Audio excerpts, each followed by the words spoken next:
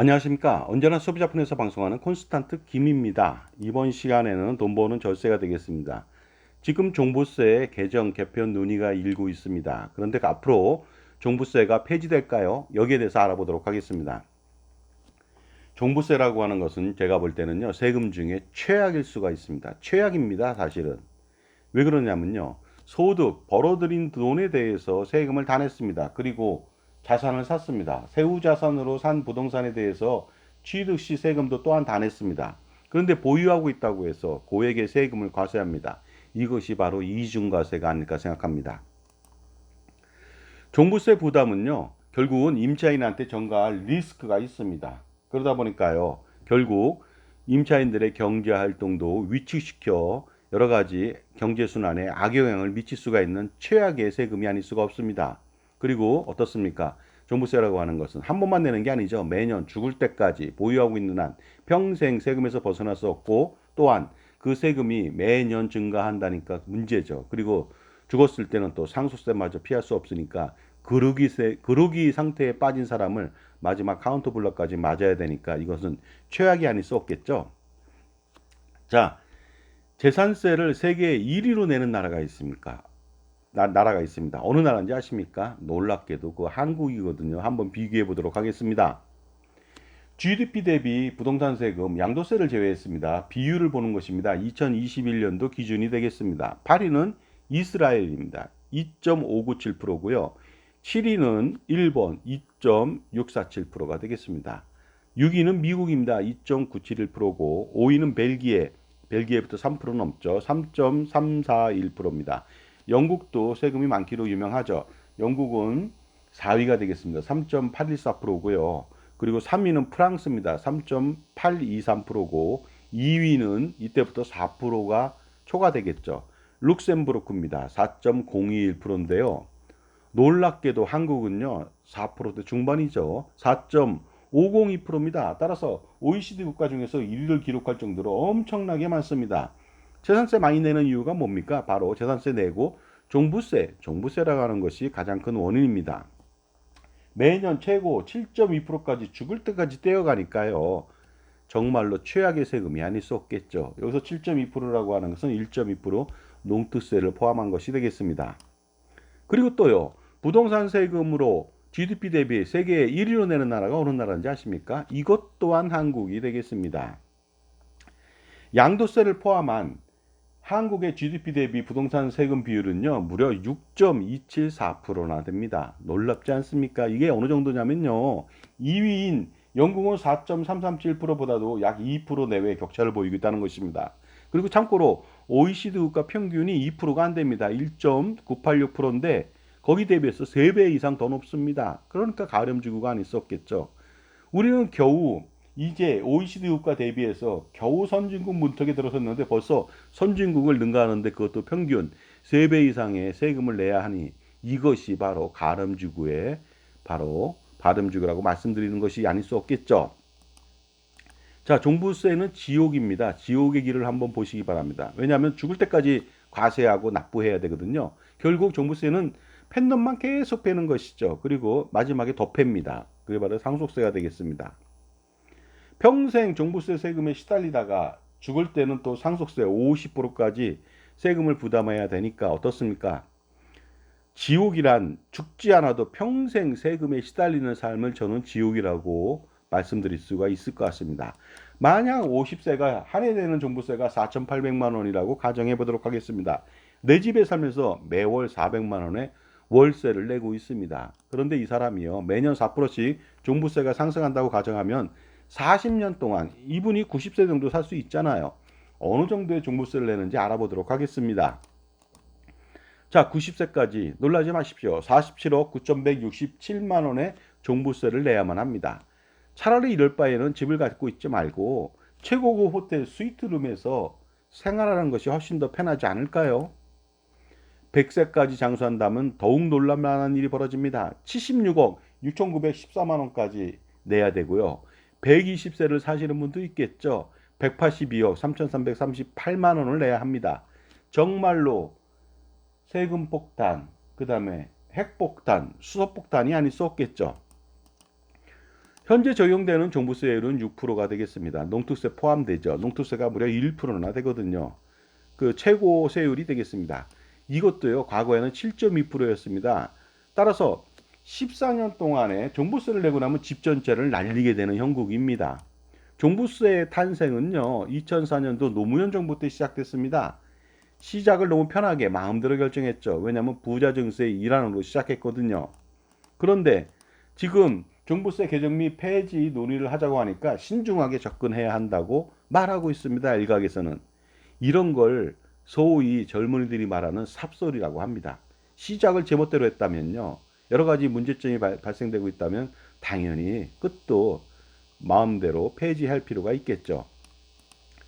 자, 제가 다른 사례 알아보도록 하겠습니다. 농어촌 특별세라는 것이 있습니다. 농특세라고 하죠. 우루과이 라운드로 당장 피해를 보게 되는 농어민을 지원하기 위해서 한시적으로 10년 동안만 지원하기 위해서 거둔 세금이었습니다. 1994년도부터 2004년도까지 한시적 운영이었죠. 그런데 지금 어떻게 됐습니까? 1994년도에 시작해서 2034년도까지 무려 40년간 계속 10년 단위로 연장하고 있습니다. 물론 그 이후에도 불을 본 듯이 계속 연장할 것으로 전 봅니다. 세금이라는 것이 이렇죠. 한번 거두기 시작한다면 그 맛을 본 이상 절대로 없애기 어렵다는 것이 되겠습니다. 이것이 바로 최악의 가름주구가 아닐 수 없겠죠. 농특세라고 하는 것은 어디 붙는지 아십니까? 놀랍게도 증권거래세의 0.15%, 종합부동산세의 무려 20%, 고급 가구, 모피, 오락기, 개별 소비세의 무려 30%입니다. 정말로 놀랍지 않습니까? 그리고 소득세, 법인세, 관세, 감면세에게 20%를 과세합니다. 농어민은 국민이고요. 농특세를 내는 사람들은 국민 아닙니까? 왜 농특세라는 미명하에서 국민을 40년 이상 괴롭히는 것입니까?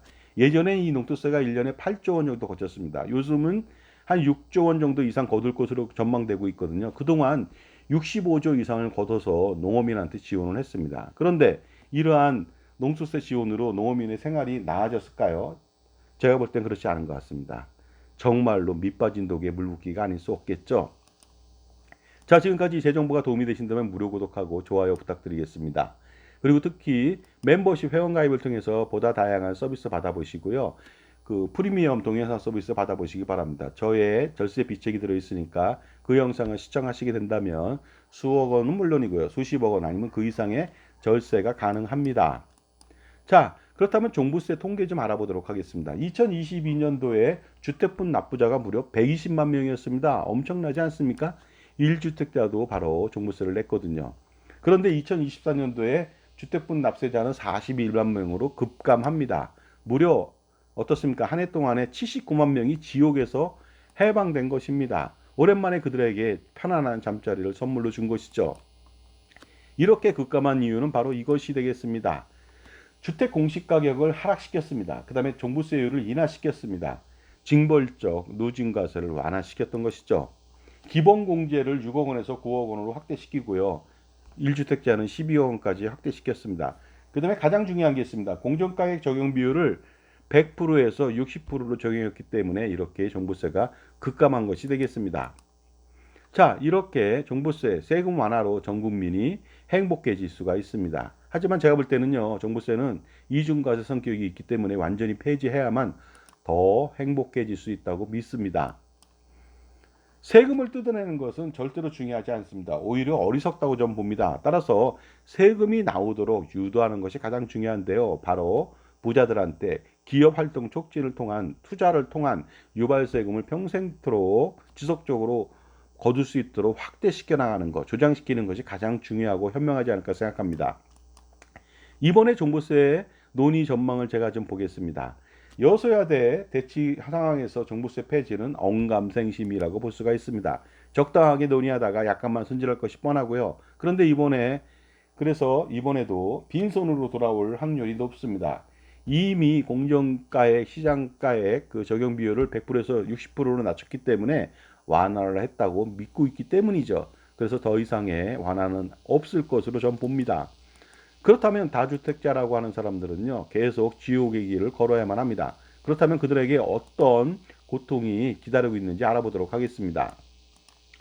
우선 종부세가 폐지되지 않거나 아니면 완화되지 않는다면 평생 매년 종부세 폭탄을 맞이해야만 합니다. 이것이 가장 견디기 힘든 고통이죠. 왜냐하면 30년, 40년, 50년 동안 맞아야 되거든요. 그리고요, 양도소득세 중과 부담에서 헤어날 수가 없습니다. 만약에 2주택자 이상이라면요, 최고 82.5%, 이건 3주택이 되겠습니다. 최고 82.5%라고 하는 엄청난, 세상에서, 세계에서 이런 사례를 찾아볼 수 없을 정도의 엄청난 세금 폭탄이 기다리고 있습니다. 이로 인해서 양도 차익의 거의 대부분을 세금으로 내야 됩니다. 수억 내지 수십억 원을 다 토해내야 되겠죠. 그리고요, 상속세 부담이 가중되게 됩니다.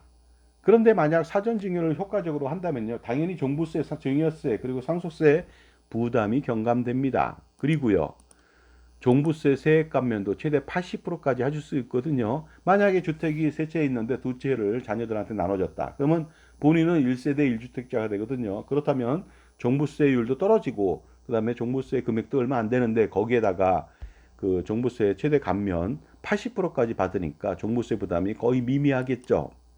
따라서 철저한 증여 전략을 수립할 필요가 있겠죠. 효과적인 절세 전략으로 수십억 원 아니면 수백억 원, 종부세 하나만으로도 정말로 수백억 원을 절세할 수가 있습니다. 현명한 자산 관리는 별게 아닙니다.